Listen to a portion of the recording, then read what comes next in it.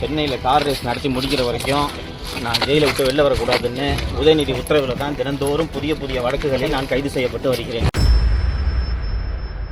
சவுக்கு சங்கர் அவர்கள் மீண்டும் குண்டர் சட்டத்தில் கைது செய்யப்பட்டிருக்கிறார். பத்திரிகையாளர் சவுக்கு சங்கர், மூத்த பத்திரிகையாளர் சவுக்கு சங்கர். அவரெல்லாம் பத்திரிகையாளர், மூத்த பத்திரிகையாளர்னு சொல்லலாமா? யூடியூபர் சவுக்கு சங்கர்னு சொல்லுங்கப்பா அப்படின்னு சொல்கிற புது உத்தரவு.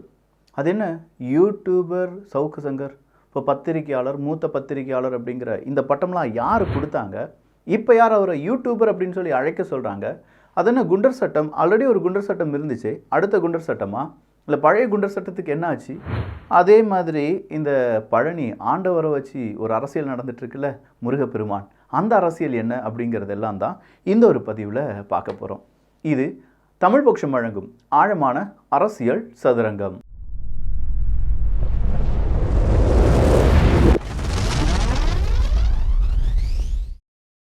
இப்போ ரொம்பவே ஹாட் செல்லிங்காக இருக்கக்கூடிய நம்ம கிட்ஸ் பெஸ்டியில் போயிட்டுருக்கக்கூடிய இந்த கன் 999 அமேசானில் நீங்கள் செக் பண்ணி பார்க்கலாம். Gel blaster gun with gel and eye glass, இது எல்லாமே சேர்ந்து ஒரு 10 வயசுக்கு மேலே இருக்கக்கூடிய குழந்தைகள் விளையாடுற மாதிரி ரொம்ப பவர்ஃபுல்லான கன். இந்த சவுண்டு கேட்டிங்களா? அதில் இருக்கக்கூடிய அந்த எக்யூப்மெண்ட்ஸ் நான் டெஸ்ட் பண்ணி பார்த்துட்டேன். கிட்டத்தட்ட ஒரு 50லேருந்து 60 ஃபீட் அளவுக்கு இதில் இருக்கக்கூடிய அந்த பபுள், அது தண்ணியில் போடணும். தண்ணியில் ஊறின உடனே சின்ன சின்ன முத்து மாதிரி வரும். அதை உள்ளே போட்டு ஃபில் பண்ணிவிட்டு சும்மா அடிச்சிங்கன்னா 60 அடி வரை போகும். அதனால் கொஞ்சம் சின்ன பிள்ளைகள் விளையாட வேண்டாம், பெரியவங்களுக்கு மட்டும். நம்ம ஆசைலாம் இருக்கும்ல, இப்படி ஒரு கன், அந்த என்ன சொல்லுவாங்க, அந்த பெயிண்ட் பால் கன்லாம் சொல்லுவாங்கள்ல, அதில் ஒரு மினியேச்சர்னு சொல்லலாம். வேணுங்கிறவங்க வாங்கிக்கோங்க. ரொம்ப ரொம்ப லிமிட்டட் ஸ்டாக் தான் இருக்குது. 50-60 இருந்துச்சு, இப்போ தமிழ் பட்சத்தில் போட்டனால ஒரு 30-40 கிட்ட இருக்கும். வேணுங்கிறவங்க வாங்கிக்கோங்க. கீழே டெஸ்கிரிப்ஷனில் லிங்க் இருக்குது. ஸோ முதல் செய்தியாக நம்ம பார்க்க வேண்டியது, சவுக்கு சங்கர் அவர்களை மீண்டும் குண்டர் சட்டத்தில் கைது செய்தார்கள் அப்படிங்கிறது தான். மீண்டும் குண்டர் சட்டம் அப்படின்னு சொல்லும்போது, இதுக்கு முன்னாடி போடப்பட்ட குண்டர் சட்டத்துக்கு என்ன ஆனது அப்படிங்கிற ஒரு கேள்வி இருக்குது. என்ன ஆனது அப்படின்னா, குண்டர் சட்டத்தை ரத்து பண்ணிட்டாங்க. என்னப்பா இது? ஆங்கிலேயர் காலத்தில் ஒரு ஒரு ஒரு ஒரு குரூப் ஆஃப் பீப்புளை எப்போவுமே உள்ளக்கே போட்டு வச்சுருக்கணும், அவங்கள சப்ரஸ் பண்ணணும், அவங்கள வெளியில் விடக்கூடாது, அவங்கள வெளியில் விட்டால் அந்த ஆங்கிலேயனுக்கு எதிராக ஏதாவது சொல்லிடுவாங்க அப்படிங்கிறதுக்காக உருவாக்கப்பட்ட சட்டம். இந்த சட்டத்தை தேவையில்லாமல் நீங்கள் நிறைய பேர் மத்தியில் பயன்படுத்துகிறீங்க. அதில் ஒரு ஆள் தான் சவுக்கு சங்கர். அதனால் இந்த குண்டர் சட்டம் இப்போ சவுக்கு சங்கர் மீது போடப்பட்டிருப்பது செல்லுபடி ஆகாது அப்படின்னு சொல்லி சவுக்கு சங்கர் மீது அவர்கள் போடப்பட்டிருந்த முதல் குண்டர் சட்டத்துக்கு எதிராக அவங்களுடைய தாய் போட்ட அந்த வழக்கில் தீர்ப்பு அப்படிங்கிறது வந்துச்சு. குண்டர் சட்டம் என்ன ஆயிடுச்சு? அங்கே இல்லாமல் போயிடுச்சு. மறுபடியும் அங்கே இருக்கக்கூடிய நீதிபதிகள் என்ன சொல்கிறாங்கன்னா, அவருக்கு மேலே நிறைய கேசஸ் இருக்குது, ஆனால் தேவையில்லாத வழக்குகளாக இருக்குது, எந்த வழக்குக்கும் தேவையில்லைன்னா அவரை விடுவிப்பது நல்லது அப்படின்னு சொல்லிட்டாங்க.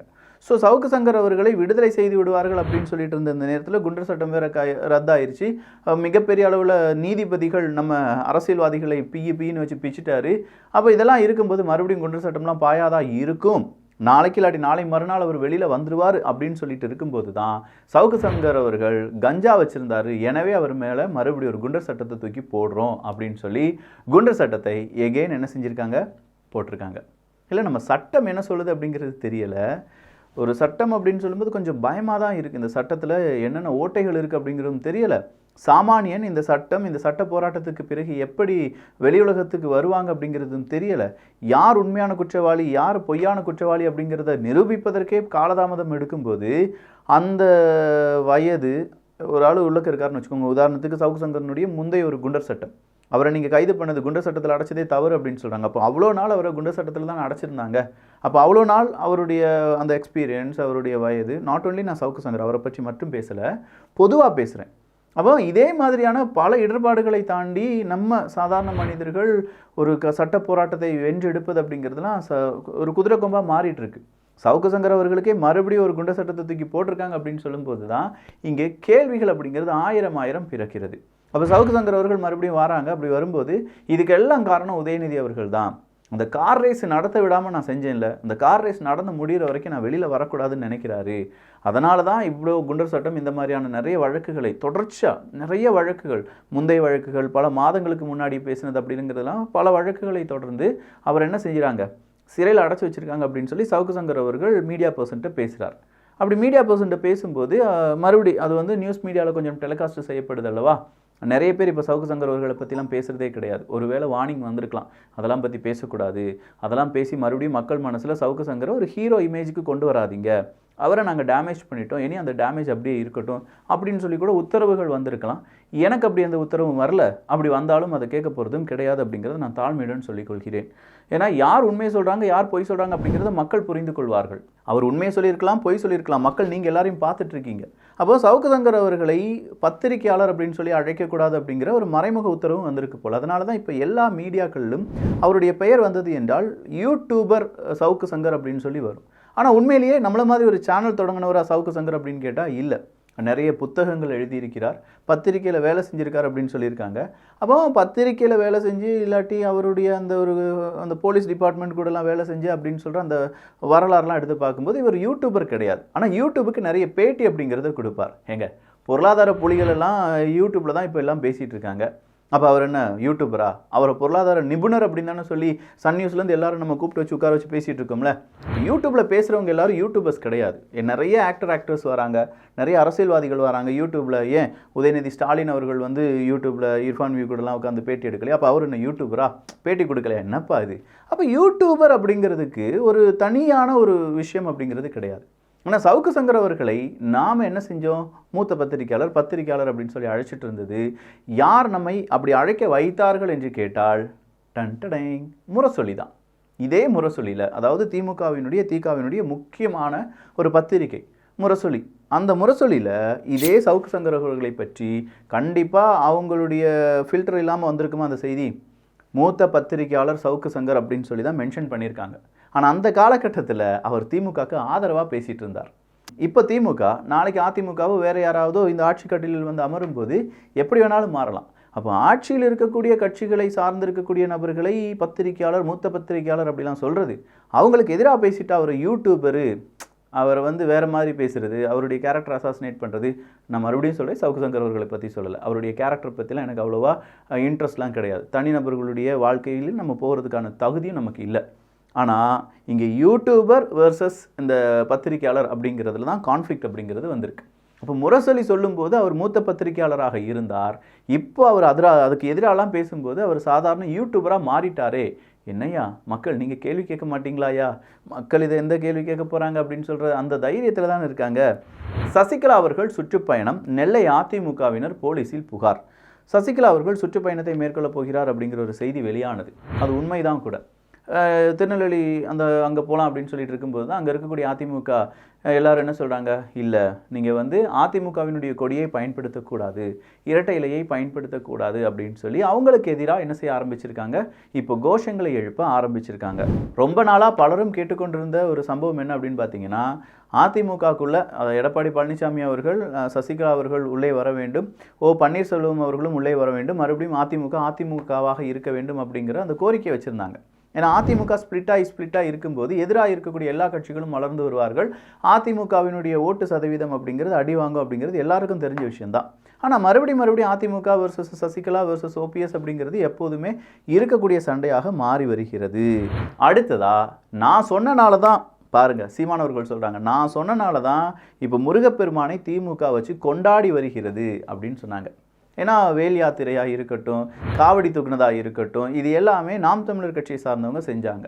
எங்களுடைய தமிழ் கடவுள் முருகன் அப்படின்னு சொல்லிலாம் மிகப்பெரிய அளவில் முருகனுக்குன்னு ஒரு பெரிய கொண்டாட்டமே நடத்தப்பட்டது. இப்போ அதை விட பெரிய கொண்டாட்டம் கிட்டத்தட்ட ஒரு 300-400 கோடி ரூபாய்க்கு செலவை யாருக்கு மட்டும் செய்ய போகிறாங்க? முருகப்பெருமானுக்கு மட்டும் செய்ய போகிறாங்க டிஎம்கே. இப்போ சேகர் பாபு அவர்கள் அவர் என்ன சொல்கிறாருன்னா, விளக்கம் கொடுக்கிறார். அறுபடை வீடு இருக்குது தெரியும்ல, இந்த அறுபடையிலையும் திமுக அரசாங்கம் என்னெல்லாம் செஞ்சுட்டு இருக்காங்க தெரியும்ல அப்படின்னு சொல்லி அவர் ஒரு லிஸ்ட்டை கொடுக்குறார். 300 கோடி பெரும் திட்ட அந்த குழு பணியை எடுத்து நாங்கள் பழனி கோயிலில் என்ன செய்ய போகிறோம்? மிகப்பெரிய ஒரு மாற்றத்தை கொண்டு வரப்போகிறோம்.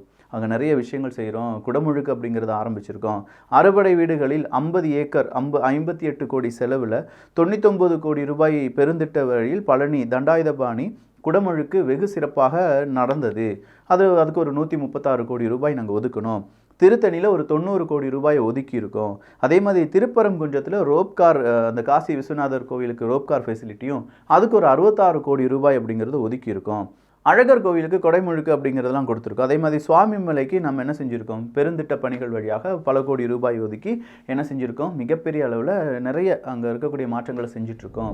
ஸோ இப்படி முருகப்பெருமானுக்காக தமிழ் சார்ந்து இருக்கக்கூடிய முருகப்பெருமானுக்காக தமிழ் இலக்கியங்கள் தமிழ்நாட்டை சார்ந்த இல்லாட்டி தமிழை நேசிக்கக்கூடிய நபர்களுக்கான அந்த சங்கம் அப்படிங்கிறது இந்த அறுபடை வீடுகளில் வச்சு நடத்தப்படும்.